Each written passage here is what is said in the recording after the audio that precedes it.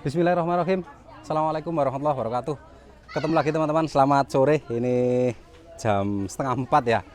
Hari ini saya berada di Pelabuhan Rasau Jaya dan rencananya akan melanjutkan perjalanan ke Teluk Batang dan besok pagi kita akan lanjut ke Teluk Melano. Nah, di video kali ini hanya saya akan ajak jalan-jalan aja dan saya ada nyoba kamera. Kemarin terima kasih teman-teman sudah nonton. Jadi kemarin ada sedikit AdSense dari YouTube dan saya belikan kamera ini. Nanti kita akan lihat kira-kira hasilnya seperti apa merekam menggunakan kamera ini. Ini adalah sponsor juga ya, mudah-mudahan dapat endorse Insta360 One X2 ya. Jadi kamera ini adalah kamera 360 dan dia nanti kita lihat lah ya hasilnya seperti apa. Yang jelas di video kali ini saya akan ke Teluk Melano dan ada satu buah kapal di sana yang akan kita survei. Cuma mungkin saya tidak sampai menunjukkan kira-kira surveinya bagaimana. Saya hanya akan tunjukkan perjalanannya saja dari mulai rumah dan sampai ke mungkin sampai ke naik di atas kapal nantinya. Dan mungkin ada beberapa ketika sudah di atas kapal nanti saya tunjukkan suasananya ketika kita naik kapal malam. Jadi kapalnya ini berangkatnya sekitar pukul 6 atau maghrib nanti. Dan memang agak awal ya karena kita dipesan sama owner, kebetulan kita pesannya langsung ke pemilik kapal kemarin. Jadi disuruh datang lebih awal karena ini musim mudik, khawatirnya dia berangkatnya lebih awal seperti itu. Nah, kemudian biasanya saya ke Melano itu menggunakan ini roda 4, menggunakan mobil. Cuma karena ini saya khawatir tidak dapat tiket dan tidak dapat space untuk kendaraan roda 4, makanya saya putuskan pakai motor ya. Seperti itu. Nah, ini saya ditemani sama Mas Hendrik, nanti akan kita lihat juga beliau naik motor sama saya. Dan juga di samping itu selain saya tunjukkan perjalanannya, nanti saya tunjukkan karena kebetulan KMP Kuburaya juga dulu saya yang desain. Jadi ketika pembangunan sudah 30%, itu pemilik kapal menghubungi saya untuk melanjutkan rencana bentuknya seperti apa, lalu konstruksi ruangan-ruangan di atasnya seperti apa. Itu tahun 2015 saya bantu mengerjakan itu juga, dan nanti akan saya tunjukkan juga di situ ada apa saja. Dan seperti yang saya bilang, di konstruksi di deck house yang dia terletak di luar, sebaiknya dia menggunakan faceplate. Nanti kita lihat aplikasinya di KMP Kuburaya tersebut. Begitu juga nanti akan saya tunjukkan, mudah-mudahan bisa ya, ke anjungan, kemudian ke kardeknya, lalu ke ruang penumpangnya seperti apa. Ya, sekarang masih jam 4 dan kita lagi nunggu kapal sandar. Selamat menyaksikan.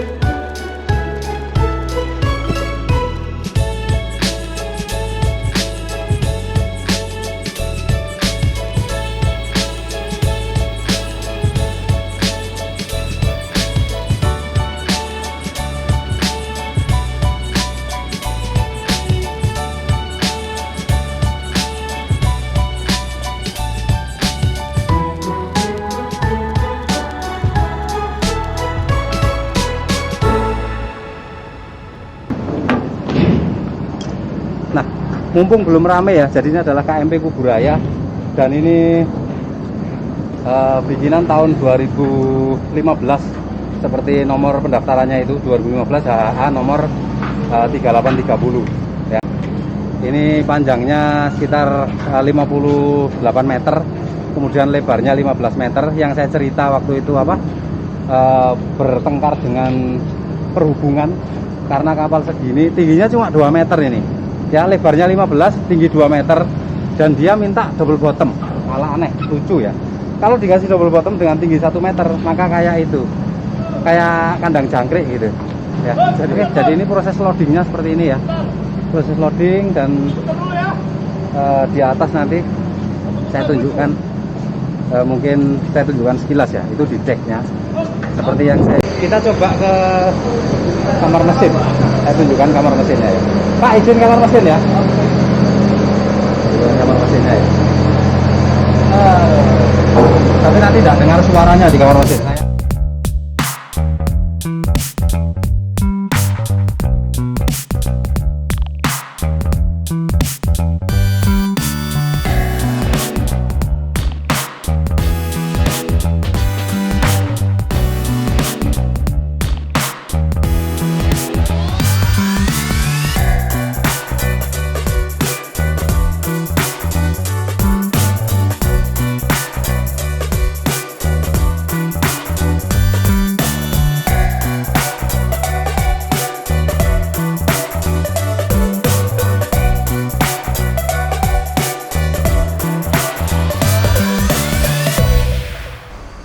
proses loadingnya ya, proses loadingnya. Dan ini ada PCNU Kayong Utara, PCNU Kayong Utara. Nah, ini mobil-mobil yang kecil ditaruh di belakang, mobil-mobil kecil ditaruh di belakang. Nonton di YouTube ya, YouTube-nya Taman SIP DC. Oke. Nah, oh ini ya, ini punya Pak Aseng Pak dia. Nah ini memang bisnisnya pemilik kapal ini yaitu ini angkutan kendaraan. Jadi kendaraan bermotor ya, motor-motor merek Honda ini yang ngirim ke daerah Ketapang, ke daerah Teluk Melano, Teluk Batang itu beliau pakai ini truk ini. Nah dulu sebelum beliau punya kapal itu selalu naik kapalnya SDP. Lama-lama beliau pikir kenapa saya tidak bikin kapal aja untuk muat mobil saya sendiri sekaligus bisa untuk muat mobil-mobil yang lain juga. Nah ini proses loadingnya ya. Nah itu, oke. Nah itu masih sama. Dia kalau bisa mundur, kalau maju ya maju seperti itu. Nah ini, oke. Suasananya enak sekali, sudah sunset ya, sunset. Kalau kita lihat dari depan seperti ini. KMP Kuburaya. Nah ini saya review sambil di sela-sela ya. Konstruksinya ini dia pakai siku merin dan plat merin ya. Kemudian di decknya itu juga seperti yang saya bilang di kapal-kapal yang lain, dia harus menggunakan plat strip seperti itu. Jangan pakai siku. Terlebih kapal ini sih berlayarnya di sungai terus ya. Cuma ketika kapalnya berlayar di laut itu sebisa mungkin jangan menggunakan siku. Kan tidak kuat Pak, di atas cuma orang aja, tidak ada beban apa-apa. Jadi siku sudah cukup kuat untuk menahan beban penumpang di atas. Kemudian di samping ini karena dia terkena air terus, makanya dia pakai galvanis. Nah itu siku-siku itu menggunakan bahan galvanis sehingga tidak mudah berkarat ya. Kalau webnya ini plat merin semuanya, yang khusus siku-siku aja dia galvanis. Nah itu saya tunjukkan, dia kelihatan lebih banyak ya di situ. Mumpung belum ada bis, itu lagi ada bis mau mundur. Nah ini semuanya galvanis ya. Dia tidak akan berkarat sampai kapanpun seperti itu. Dan ini dia ada lasingnya, sudah dilengkapi lasing ya. Chain ini atau potongan rantai-rantai ini lasing. Tujuannya supaya ketika ada gelombang, ketika berlayar di laut dan dia ada gelombang, kendaraan tidak lari ke kanan dan ke kiri. Kemudian tangki BBM ini pipa sounding table-nya kami yang bikin juga. Nih, tangki BBM, kemudian itu ada tangki harian di belakang itu di kamar mesin. Dan kapal ini tidak ada engine casingnya ya. Dia kalau misalnya mau ganti mesin atau apa, dia buka decknya. Tapi ya selama ini tidak pernah sih ganti mesin. Nah seperti yang teman-teman lihat itu ada bukaan itu ya. Meskipun dia ada dindingnya, ada atapnya, tapi dia terbuka. Jadi ruangan sebesar ini tidak masuk ke dalam perhitungan GT, sehingga GT-nya sangat kecil. Teman-teman bisa lihat di atas itu, kapal segede ini GT-nya cuma 400-an. Nah itu, saya tunjukkan di atas. Nah itu, GT-nya cuma 487. Kelihatan enggak? Nah itu, 487 GT-nya. Karena apa? Karena ruangan sebesar ini dia tidak masuk ke perhitungan GT karena ada lubang-lubang itu tadi.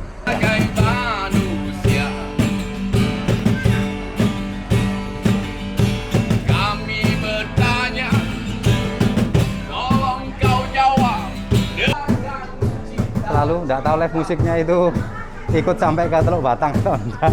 Yang jelas ya ada live musik. Kalau dulu ada karaoke juga di sini, ini penumpangnya. Nah sama ya, jadi di atas ini sama juga. Di sana ada ruang ABK, di sini ruang penumpang. Di sini juga ada ruang penumpang. Nah, kemudian ini dapur dan ini sebelah sana toilet. Mohon maaf saya tidak bisa ke sana karena melangkah-melangkah ke orang-orang tidak enak ya. Kemudian ini ada musola. Itu musola dan di sananya ada dapur. Ini toiletnya di sebelah sini. Kemudian ini kantin. Nanti kalau buka bersama dia akan ada itu yang jualan di sini.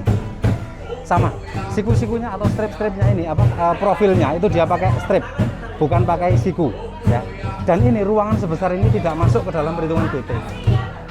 Yang masuk ke dalam perhitungan GT yaitu yang ini saja di kota ini. Kalau yang di sini di daerah ini tidak masuk ke dalam perhitungan GT karena ada bukaan-bukaan di samping dan di belakang itu, sehingga tidak masuk ke perhitungan GT. Kalau toilet masuk perhitungan GT, kemudian dapur masuk perhitungan GT, lalu di sana ada musola juga masuk perhitungan GT. Tapi kalau ruangan ini tidak, sekali lagi karena ada bukaan-bukaan di belakang dan di samping-samping itu. Nah ini suasananya kalau sudah berlayar seperti ini, pada tiduran semuanya.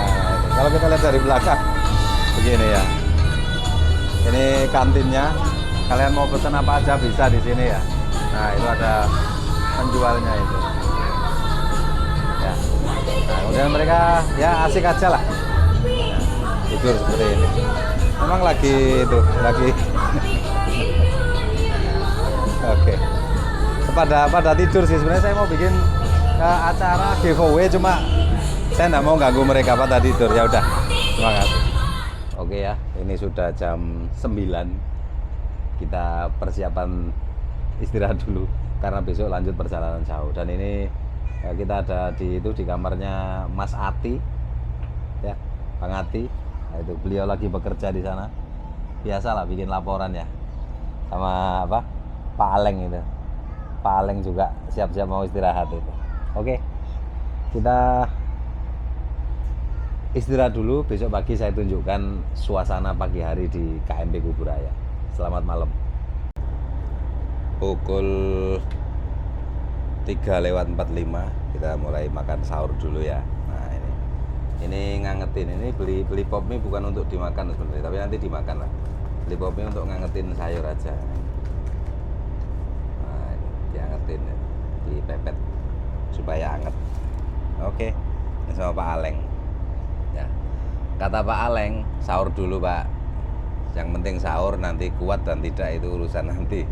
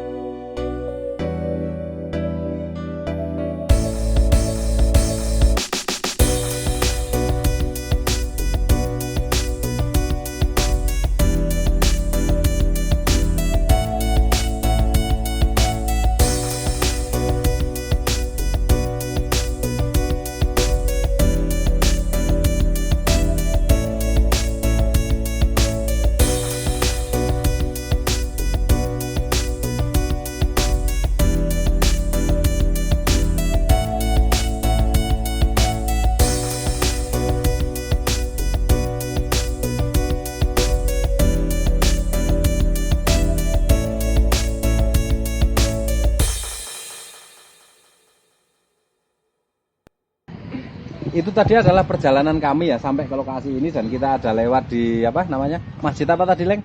Masjid Terapung juga ya. Masjid Terapung, kemudian ada lewat di daerah mana tadi?